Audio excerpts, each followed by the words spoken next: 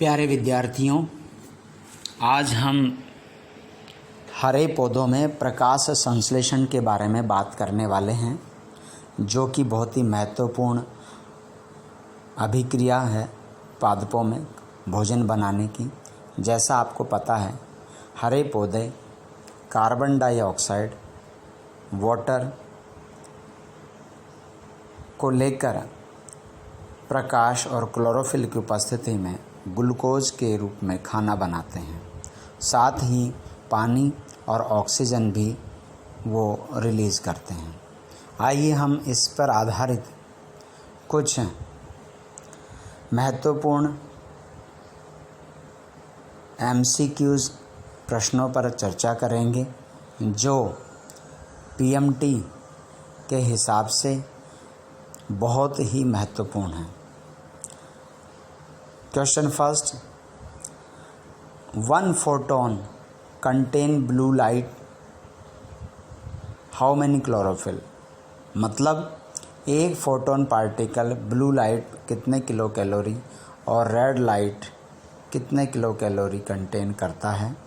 तो आंसर है 70 kilo calorie blue light और 40 किलो कैलोरी रेड लाइट।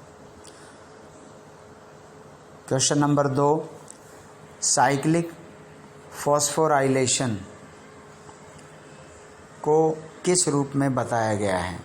तो आंसर है फोटोसिस्टम फर्स्ट, इसको P फर्स्ट भी कहते हैं। प्रश्न नंबर 3 की बात करें, जो वॉल्यूम ऑक्सीजन का और CO2 का फोटोसिंथेसिस में मुक्त किया जाता है, उसका अनुपात कितना होता है? तो अनुपात है 1:1। क्वेश्चन 4, कुछ ऐसे एग्जाम्पल बताइए जिनको हम C4 प्लांट कहते हैं। तो वो एग्जाम्पल C4 प्लांट्स के जो इकोनॉमिकली इम्पोर्टेंट क्रॉप्स होती हैं वो आते हैं, स्पेशल स्पीसीज जैसे मक्का, गन्ना, ग्वार और मिलेट्स बाजरा। इसके अंदर ज्वार बाजरा जो है वो आते हैं। इसी तरीके से हम बात करें तो ये as a source of biofuel यानी ईंधन बनाने में भी काम में लिए जाते हैं। क्वेश्चन 5 की बात करें, C3 प्लांट्स कौन से हैं? तो C3 प्लांट्स में राइस, बार्ले एंड सोयाबीन ये आते हैं। उसके बाद अगर हम और बात करें तो इनको एवरग्रीन ट्री और डेसिडियस ट्री भी बोला जाता है, विडी प्लांट्स भी बोला जाता है। हम आगे बात करें तो क्लोरोफिल के पोलर और नॉन पोलर पार्ट्स को क्या कहा जाता है?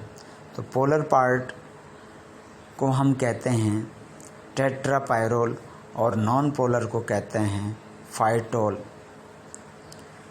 क्वेश्चन 7, प्लांट्स को कौन से 2 मेटेलिक कंपाउंड की क्लोरोफिल को ज़रूरत होती है जब सिंथेसिस करते हैं? क्लोरोफिल सिंथेसिस के लिए किन 2 आयंस की ज़रूरत है? वो हैं फेरिक और magnesium. Translocation of sugar in angiosperm, मतलब एंजियोस्पर्म जो पौधे हैं उनमें शुगर को लाने ले जाने के लिए, इधर से उधर भेजने के लिए किस रूप में भेजा जाता है? तो उसका जवाब है सुक्रोज। हम बात कर रहे हैं क्वेश्चन 9, मैक्सिमम जो फोटोसिंथेसिस है वो किस प्रकार की लाइट में ज़्यादा होता है? तो जवाब है रेड।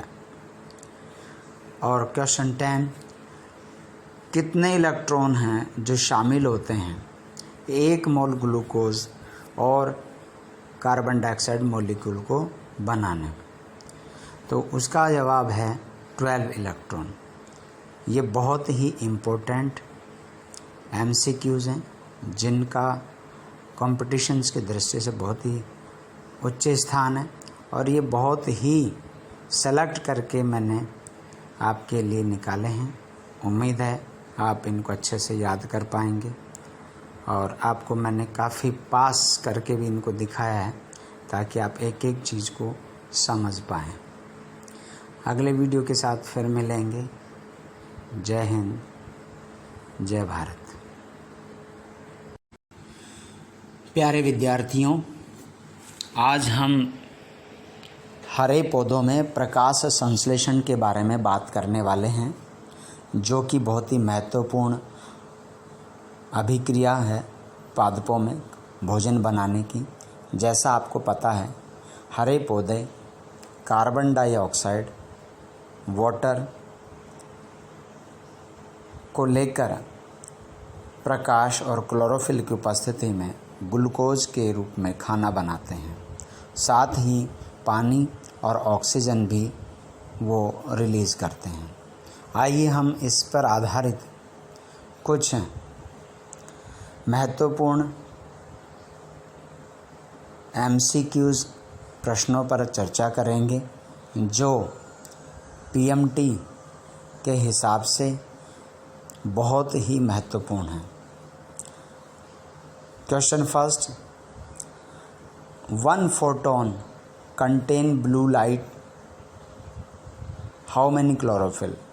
मतलब एक फोटोन पार्टिकल ब्लू लाइट कितने किलो कैलोरी और रेड लाइट कितने किलो कैलोरी कंटेन करता है? तो आंसर है 70 किलो कैलोरी ब्लू लाइट और 40 kilo calorie red light. Question number 2, cyclic phosphorylation को किस रूप में बताया गया है? तो आंसर है फोटोसिस्टम फर्स्ट, इसको P फर्स्ट भी कहते हैं। प्रश्न नंबर 3 की बात करें, जो वॉल्यूम ऑक्सीजन का और CO2 का फोटोसिंथेसिस में मुक्त किया जाता है उसका अनुपात कितना होता है? तो अनुपात है 1:1।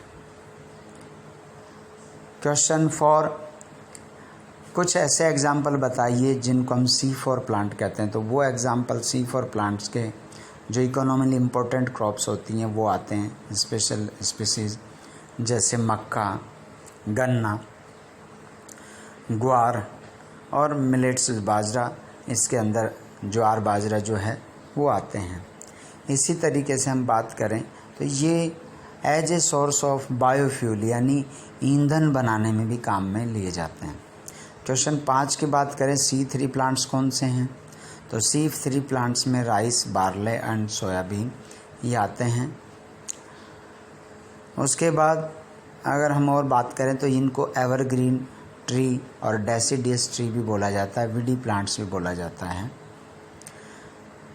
हम आगे बात करें तो क्लोरोफिल के पोलर और नॉन पोलर पार्ट्स को क्या कहा जाता है? तो पोलर पार्ट को हम कहते हैं टेट्रापायरोल और नॉन पोलर को कहते हैं फाइटोल।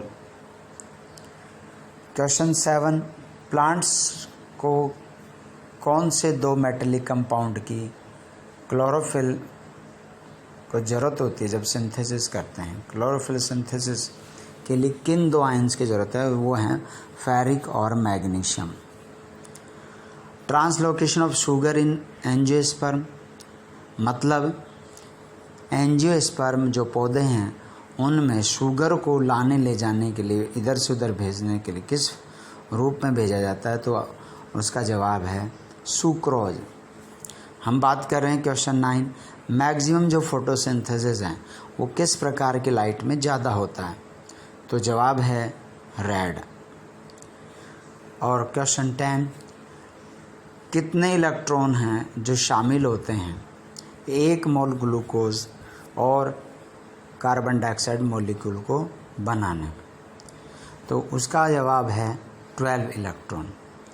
ये बहुत ही इम्पोर्टेंट MCQs हैं जिनका कॉम्पिटिशन्स की दृष्टि से बहुत ही उच्च स्थान है, और ये बहुत ही सेलेक्ट करके मैंने आपके लिए निकाले हैं।